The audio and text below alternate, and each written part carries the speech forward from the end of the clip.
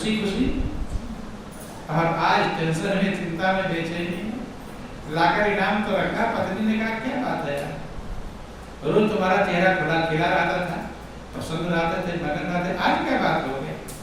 आज तो एकदम चिंता दिखाई पड़ रही है। कहा था अब तक जो मिला था फंस गया कि क्या हो गया? कि राजा ने उसका अर्थ पूछा है, जब मैं डेली बोलता हूँ जाकर के, क्या पूछा है? और राजा तो राजा क्या निर्णय ले लेगा? खुश होगा तो इनाम देगा और नाराज होगा तो दंड भी देगा। राजा तो जो ऑर्डर देगा वही हो जाएगा। पत्नी का तुम चिंता मत करो, खाना पीना खाओ। खाना पीना मैं नहीं खा रहा, कब मैं बता दूं क्या करना है तुम्हें, ध्यान दे। जब अगले दिन चलने लगा तो उसने कहा दिया कि कल जब नंबर अर्थ बताने का तो बोलना कि महाराज मैं इसका अर्थ नहीं बताऊंगा। कौन बताएगा? कि आपके महल के दक्षिण में एक संत रहते हैं, वो बताएंगे इसका अर्थ। अब इतना बात कर दिया, ज्यादा अर्थ समझाने की जरूरत ही नहीं। अब चला गया, फिर वही बोला कि महाराज विक्रमादित्य की जय हो, धर्म की बेड़ी बढ़े। मंत्री ने कहा कि भाई आज अर्थ बोलने के लिए, बताने के लिए आपने बोला था तो बताइए। राजा ने, अब वो खुश हैं। कौन लोग खुश है? ईर्षा द्वेष वाले। नहीं समझ में, उल्टा हो जाता है। दूसरा अगर खुश हो तो ईर्षा द्वेष वाले बेचैन होते हैं, और दूसरा अगर परेशान हो तो ईर्षा द्वेष वाले खुश होते हैं। जब काहो के रामायण में लिखा गया, जब काहो के सुने बड़ाई और श्वास ले जन जूनी आई। क्या मतलब हुआ? कि जब किसी की बड़ाई सुनते हैं तो लंबी श्वास, जैसे जूड़ी आ गई हो, क्या आ गई हो, किसी का बड़प्पन सुन लेते हैं। ये खल का नियम है, ये दुष्टों का नियम है। किसका बताया गया? दुष्टों का। तो ऐसा अगर आपके मन में भाव आता हो तो अपने आप को किसमें रख लेना? किसमें रखेंगे? बोलो वृंदावन बिहारी लाल की। अगर किसी की बड़ाई सुन करके अंदर में कष्ट होता हो तो ये तुलसीदास ने दुष्टों की विशेषता बतलाई है, खलों की विशेषता बतलाई कि जब काहो की सुनई बड़ाई और श्वास ले जन जूड़ी आई। लंबी श्वास लेते हैं, जैसे कितना बड़ा आफत आ गया हो इनके ऊपर, नहीं समझे? उसकी तो बड़ाई हुई लेकिन इनकी आफत है। और जब किसी का दुख सुनते हैं, देखते हैं कि जब काहू के देखें विपत्ति और सुखी हो ही मानो जग नृपति। अब जब किसी की विपत्ति देखते हैं, दुख देखते हैं, तो ऐसे सुखी होते जैसे सारे संसार के राजा बन गए। क्या बन गए हो? राजा। ये किसका विशेषता है? किसकी विशेषता है? दुष्टों की। तो अपना हिसाब लगा देना, कहीं हम तो ऐसा नहीं हो रहे, किसी की बड़ाई सुनकर बेचैन तो नहीं हो रहे, किसी का दुख देखकर खुश तो नहीं हो रहे। तो अगर ऐसा हो रहा है हमारे मन में तो इसको बदलने का हमें प्रयास करना चाहिए, नहीं तो हम दुष्टों की श्रेणी में आएंगे, बुरे लोगों की श्रेणी में आएंगे और बुरे लोग दुख ही पाते। अब वो लोग खुश हो रहे हैं जब काहू के देखें विपत्ति और सुखी हो मानो जग निर्वती। जैसे पूरे संसार के राजा बन गए हो। अब वो जो लोग ईर्ष्या द्वेष करने वाले लोग थे, कलाकार लोग थे, बड़े खुश हो रहे हैं। अब तो फंसा, बहुत ज्यादा इनाम ले जा रहा था। कह महाराज मैं इसका अर्थ नहीं बताऊंगा, आपके महल के दक्षिण में एक संत रहते, वो बताए। राजा ने कहा मेरे महल के दक्षिण में संत रहते हैं? गुप्तचरों से कहा तुम लोग आज तक नहीं पता कर पाए, पता करो सही भी है कि नहीं। आप सब लोग जय झुंड लेकर गए वहां, देखिए, तो महल के दक्षिण में एक राख का ढेर था। क्या था? राख का ढेर। उस पर एक संत राख ही लपेटे हैं, राख ही खा रहे हैं। सारी कहानी राजा ने बताया कि महाराज ऐसी बात है। ये लड़का रोज आकर कहता था कि महाराज विक्रमादित्य की जय हो, धर्म की बेल बढ़े, और रोज इनाम मिलता था। जब इसका अर्थ पूछा गया तो कहा इसका अर्थ आप बताएंगे। महाराज दक्षिण में संत, मुझे देवी नहीं पता मेरे महाराज दक्षिण में संत। सारी उपचार व्यवस्था क्या है किसी को पता नहीं। संत ने कहा कि महाराज इसका अर्थ मैं भी नहीं बताऊंगा। इसका अर्थ कौन बताएगा? आपके महल के पश्चिम में एक संत आते हो बताएंगे। पश्चिम में संत रात और चौंके, नाराज हुए, किसी को पता नहीं मंत्री संतरी क्या कर रहे हैं। पश्चिम में के वहां एक संत आते, उनसे पूछा बोलिए प्रेम से गुरुदेव महाराज की। तो वो संत आग पर बैठे थे। किस पर बैठे? आग ही खा रहे। राजा ने कहा और आश्चर्य की बात है, क्या आप बताइए इसका? तो संत ने कहा कि महाराज ये जो लड़का कह रहा है सही कह रहा है। क्या कह रहा है? सही कह रहा है। धर्म। संत ने समझाया कि हम और आप और ये लड़का और जो राग पर जो संत है, चारों पिछले जन्म में हम गुरु भाई थे। क्या थे? एक ही गुरु के शिष्य थे। क्या थे? एक ही गुरु के शिष्य। एक ही गुरु के शिष्य थे। जो धर्म की व्यवस्था आती थी, कहीं भंडारा इत्यादि होता था, कहीं सत्संग इत्यादि व्यवस्था होती थी। जब दान देने का नंबर आता था तो जो राग पर बैठे हुए संत हैं वो कहते थे कि मैं अगर सब दान दे दूंगा तो हम क्या खाएंगे? राग खाएंगे क्या? तो कभी कभी मनुष्य की जो बाड़ी होती है वो सत्य बदल जाती है। तो इसलिए वो राग का ही सेवन कर रहे हैं। क्या मैंने कहा था कि मैं दान अगर दे दूंगा तो मैं क्या खाऊंगा? आग खाऊंगा। हमारे क्या खाएंगे? आग खा रहे हैं। कई लड़का ने कहा था कि मैं दान दे दूंगा तो मैं क्या करूंगा? भीख मांगूंगा क्या? तो आज भीखी भिखारी टाइप का ही है, भीखी मांग रहा है। और आग जो है धर्म के अधिष्ठान थे, धर्म की मर्यादा का पालन, धर्म पर चलने वाले थे। तो आपने जब धर्म का कार्य किया था तो आपके धर्म की बेल बढ़ रही है। क्या कर रही है? तेरा लड़का ज्ञानी है। क्या है? ज्ञानी है। इसे पिछले जन्म का पता है और इसीलिए बता रहा है, आपकी जय जयकार कर रहा है। और किसी की जय जयकार तो नहीं किया, क्योंकि धर्म पर नहीं चले थे। आपने धर्म का पालन किया था तो आपके धर्म की बेल अब भी बढ़ रही है और आगे भी बढ़े। धर्म का कार्य जब करें तो आगे तो बढ़ेगा ही, आगे बढ़ेगा। तो राजा ने प्रणाम किया, उस लड़के को प्रणाम किया। देखो कितनी बड़ी कीमत छिपी हुई है। जब कर्म के संस्कार जाग जाते हैं तो राजा ने कहा भाई अब आप लोग इस प्रकार से नहीं रहेंगे, आप लोगों को धर्म करने का मौका प्रदान किया जाएगा। लड़के से जब सब पूछा तो सारी बात बताया, उसके लिए भी अच्छी व्यवस्था दे दिया, कोई अच्छा पद दे दिया जिससे अपने परिवार का पालन पोषण कर सके। संत महापुरुषों के भजन की व्यवस्था दे दी और स्वयं धर्म में लगे। राजा ने विचार किया जब धर्म की इतनी बड़ी कीमत है तो अब जो और इधर उधर की बातें इसको छोड़कर धर्म में ही लग गया। और राजा विक्रमादित्य बहुत बड़े प्रतापी राजा हुए। यहाँ तक जिक्र आता है उनके सिंहासन पर दूसरा कोई से बैठने की क्षमता नहीं। बोलो वृंदावन बिहारी लाल की, उमापति महादेव की।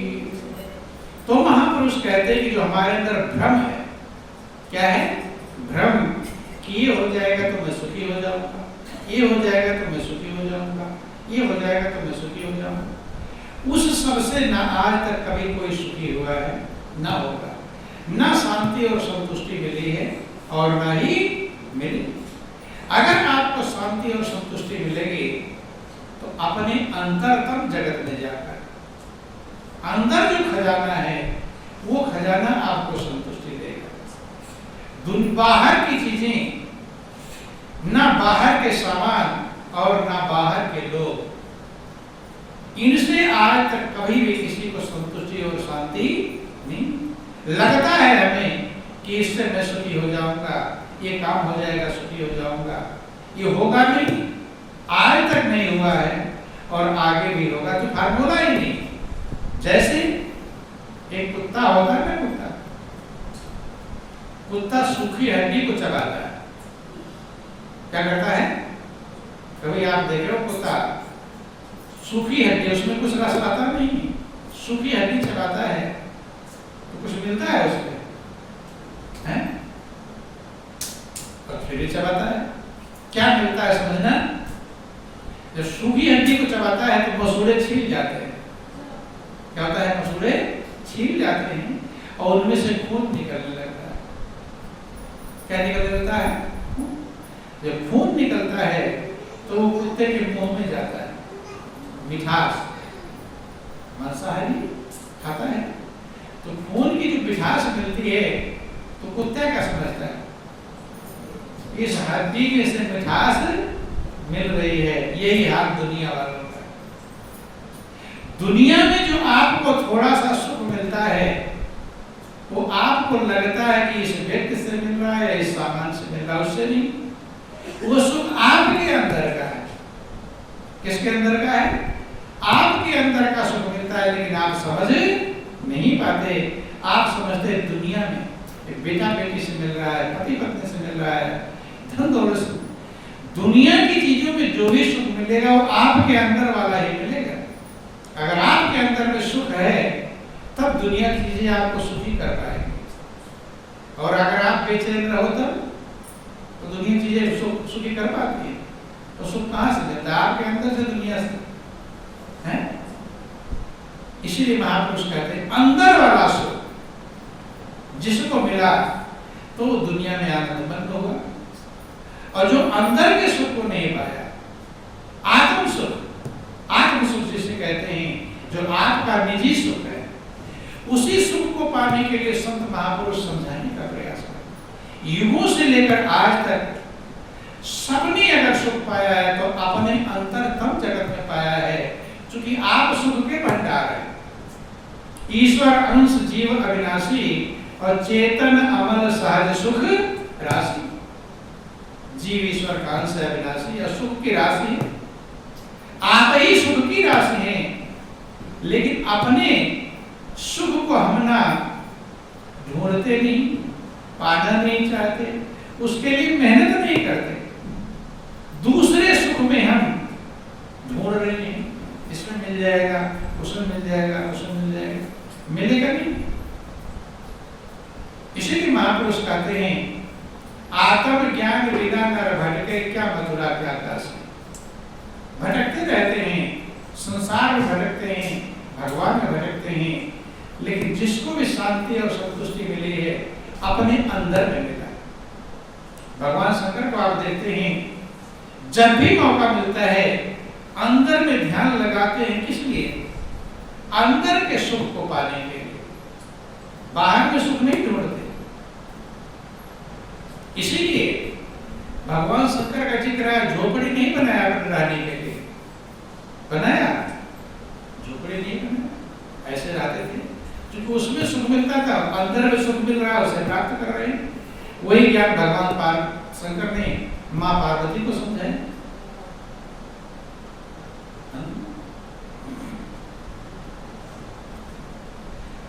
प्रभु का नाम जो आपके अंदर है वो मंगल का भंडार है, वो शांति देने वाला, वो कल्याण करने वाला। उसी को भगवान शंकर मां पार्वती निरंतर अपने अंतरतम जगत में प्रवेश करके उस नाम और स्वरूप का सहारा करते हैं, उसमें शांति पाते हैं। कि मंगल भवन अमंगल हारी औमा सहित जय जपत पुरारी।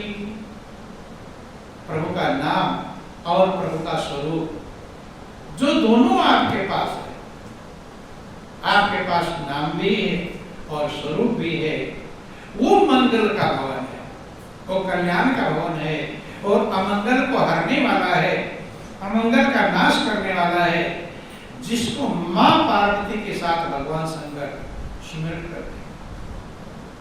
संसार में देख लिया कि सुख नहीं है, तभी तो अंदर में ढूंढा, तभी मां पार्वती को समझाया कि पार्वती इस संसार में स्वप्न के समान धोखा है, मिथ्या है, इसमें सुख मत ढूंढना। इसमें जिसने सुख ढूंढा वो दुख पाया। क्या पाया? दुख। बात प्रैक्टिकल अपना गौर कर लेना, जितना ही सुख ढूंढेंगे दुनिया में उतना ही मिलेगा दुख, क्योंकि ये संसार दुख का भंडार है।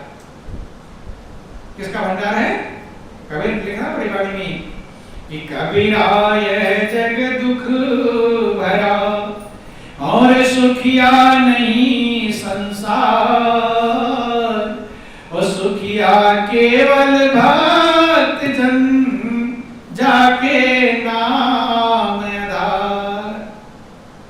कहते संसार दुख भरा हुआ, और दुख में अगर हम सुख ढूंढेंगे तो मिल जाएगा? नहीं, किसी को नहीं मिला। बड़े बड़े राजा हुए, बड़े बड़े महाराजा हुए, चक्रवर्ती सम्राट हुए, सिकंदर से तमाम देशों पर विजय प्राप्त करने वाले राजा हुए, लेकिन उन्हें भी संतुष्टि नहीं। जिसको मिला अंदर में मिला। हाँ, मिला अंदर। इसलिए इस भ्रम को हमें छोड़ देना चाहिए, इस उम्मीद से नहीं जीना चाहिए कि दुनिया में मुझे सुख मिलेगा। ये जो भ्रम है ये सबसे बड़ा दुख का कारण है। जिसने महापुरुष का रोता गया और जिसने इस जग में दिल लगाया, जिसने भी संसार में अपने दिल को जोड़ा, लगाया, वो रोता ही चला गया। यहाँ भी रोया, यहाँ तो दिखाई पड़ रहा है दुखी, और यहाँ ही दुखी है तो आगे भी दुखी हो। गुरु नानक भी कहते, सिखों के जो सबसे पहले गुरु है वह कहते हैं, क्योंकि संत महापुरुष जो कहते हैं प्रैक्टिकल करके, अनुभव करके कहते हैं कि नानक दुखिया सब संसारा, और सुखिया सोई जो नाम आधारा। सारा संसार दुख से भरा, सुखिया वही है जिसका आधार नाम बन गया है। दुनिया का आधार जिसने पकड़ा वो दुखी रहेगा, नाम का आधार जो पकड़ लेगा, संतत जपत संभव विनाशी शिव भगवान ज्ञान। देखते हैं आधी आंख बंद किए, आधी आंख खोले, भगवान शंकर समाधि में रहे, ध्यान में रहे। इसलिए आत्म सुख को प्राप्त करने के लिए, आत्मा के सुख, वो सुख सबके पास है, वो कहीं ढूंढने की जरूरत नहीं। लेकिन वो मिलेगा तो फिर भ्रम खत्म हो जाएगा, दुनिया की उम्मीद हमें खत्म हो जाएगी, दुनिया में सुख मिलेगा। जब तक ये उम्मीद रहेगा तब तक दुख मिलता रहे। जब उम्मीद हम छोड़ेंगे, कन्फर्म जो महापुरुष है उन्हें समझ गए कि एक बार देखा, दो बार देखा, चार बार देखा, सैकड़ों बार देख लिया कि दुनिया में सुख शांति नहीं मिली, तब कन्फर्म कर दिया कि दुनिया दुख का भंडार। तब अंदर में गए, फिर कहां शांति मिली? सिद्धार्थ राजभुवन के लड़के थे, वो राजा के लड़के थे, लेकिन उन्हें भी शांति मिली तो अपने अंदर में मिली। इसलिए महापुरुष कहते हैं कि आत्मज्ञान बिना नर भटके, क्या मथुरा क्या काशी, भटकता रहता है। आत्मा का जब तक ज्ञान नहीं होगा, आत्मा का सुख सबसे बड़ा सुख है और वो आपके पास है। इसलिए संतों ने कहते हैं कि जिसकी तुम्हें तलाश है वो तुम्हारे ही पास है। लेकिन अपने पास ढूंढते हैं, ज्ञान मिल गया, कह देते हैं कि अंदर में जाओ, जाने का मन कहता है, फिर भी मन बाहर ही ढूंढता है। आदत बन गई बाहर ढूंढने की। महापुरुष का जितना अंतर हो सको, यही कारण ध्यान देना, जिनकी हम पूजा करते हैं, भगवान शंकर कहते हैं उमा का हूं मैं अनुभव अपना, सत हरि भजन जगत सत सपना। सारा संसार सपना है, उनमें कहाँ सुख मिलेगा? सपने का खूब व्यंजन देख लो, मिठास मिल जाएगी, नहीं, स्वप्न में सुख नहीं मिलेगा। भगवान कृष्ण भी अर्जुन को यही बात, जो गीता पूरा समझाते हैं, गीता का यही निष्कर्ष है। अर्जुन किसमें सुख ढूंढ रहा था? राज्य पाठ में, दुनिया चीजें मिल जाएगी। तो भगवान श्री कृष्ण का अर्जुन नहीं, अंतर में तेरे सुख है, अंदर में आत्मज्ञान प्राप्त करो, तत्व ज्ञान प्राप्त करो, तब सुख मिलेगा, संतुष्टि मिलेगी। बाहर युद्ध जीत जाओगे तो भी नहीं सुख मिलेगा, कुछ नहीं होगा उससे। इसलिए भगवान कृष्ण ने अंदर का ज्ञान दिया अर्जुन को। तो दुनिया में अगर हमें सही में ये हमारे अंदर पक्का हो जाना चाहिए, पक्का होता नहीं है, सुन लेते हैं, चले जाते हैं, फिर सोचते हैं क्या हुआ, बेटा का शादी हो जाएगी तब सुखी हो जाएगी, और नाती पोते हो जाएंगे तब, बस वही चालू रहता है, वो खत्म होने वाला नहीं। वो सब करते रहो, महापुरुष ये नहीं करते, मना नहीं करते, बेटा शादी करो, बेटी की शादी करो, नाती पोते सब कुछ प्राप्त करो, लेकिन ये भ्रम मत रखना कि इसमें मुझे सुख मिल जाएगा। जहां सुख की उम्मीद करेंगे वही मिलेगा दुख। ये भाग होता है, क्यों? क्योंकि है नहीं, मिलेगा कैसे? इसलिए संत महापुरुष योगों से लेकर समझाते रहे हैं। आपको कौन कहे, इतने बड़े बड़े नेता, बड़े बड़े विधायक, बड़े बड़े सांसद, जिनके करोड़ रुपए घोटाले में निकलते हैं, पैसे कमी थोड़ा है। तुम तो उतना ज्यादा पैसा कमा भी नहीं सकते, कमा लेंगे, उतनी अच्छी बिल्डिंग नहीं, उतना अच्छा कार नहीं खरीद सकते, उनके पास तो है सर, वो भी बेचैन है, वो भी टेंशन में है, वो भी ईर्ष्या द्वेष में है, उन्हें नहीं मिला आपको कैसे मिल जाए? गौर करना चाहिए। इसलिए जो महापुरुष समझाते हैं वो प्रैक्टिकल करके, अनुभव करके समझाते हैं, गौर करना चाहिए और समझ लेना चाहिए। अपने अंतरतम जगत में आपको उतरना चाहिए। सब कुछ वही का देने वाले दुनिया को हर चीज दी और पाने वाला ना पाए तो क्या करे? अंदर मिठास मिली हुई है, वही है, खाने का टिफिन, अच्छे अच्छे व्यंजन साथ लेकर घूम रहा है और भूखों मर रहा है। क्या कर रहा है? भूखों मर रहा है, इंतजार कर रहा कोई मुझे खाना दे दे, और 56 व्यंजन लेकर घूम रहा है साथ में, उससे खोल कर खाता नहीं, उसे नहीं खोलता है। ऐसे आपके पास आनंद का, शांति का, सुख का खजाना जो परमात्मा है, वो आनंद का भंडार, वो टिफिन है, महापुरुष उसे खोल, उसे खोल कर दे। इसलिए बड़े आप भजन गाते हैं, बोलो वृंदावन बिहारी लाल की, कछु लेना न देना मगन रहना, कछु लेना न देना मगन रहना, कछु लेना कछु लेना न देना मगन रहना, कछु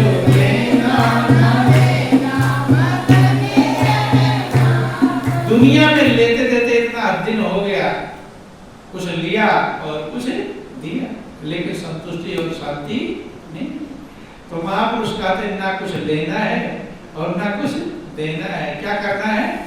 मगन रहना, लेने देने में मगन हो पाए कि 5 तत्व का बना पीजिया, 5 तत्व का बना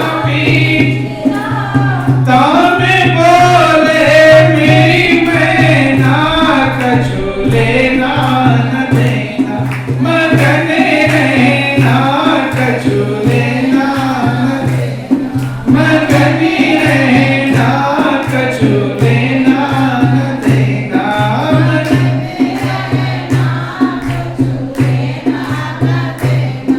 5 तत्व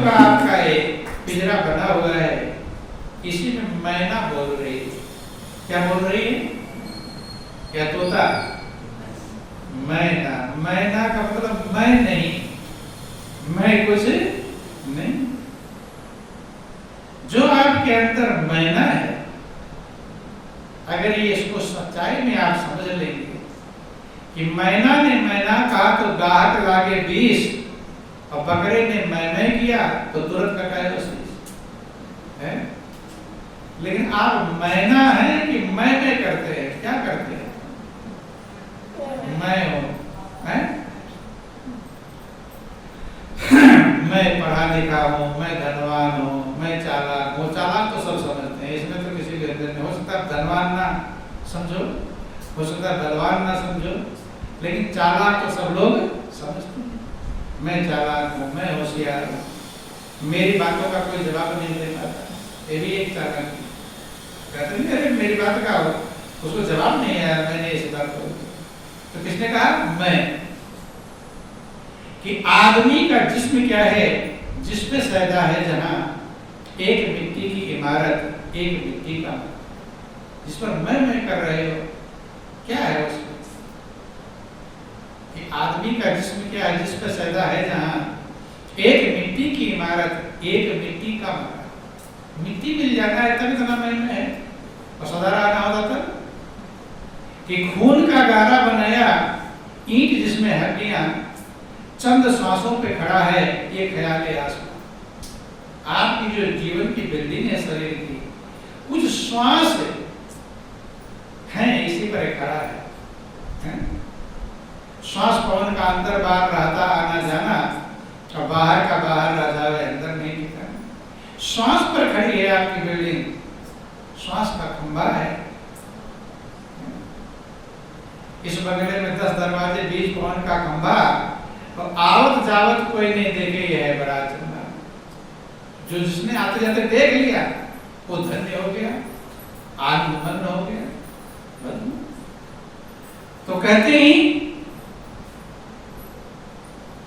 कि आदमी का जिस्म क्या है? जिस पर सैदा है जहां एक मिट्टी की इमारत, एक मिट्टी का मकान, खून का गारा बनाए ईंट जिसमें हड्डियां, और चंद श्वासों पे खड़ा है ये ख्याल आसमां।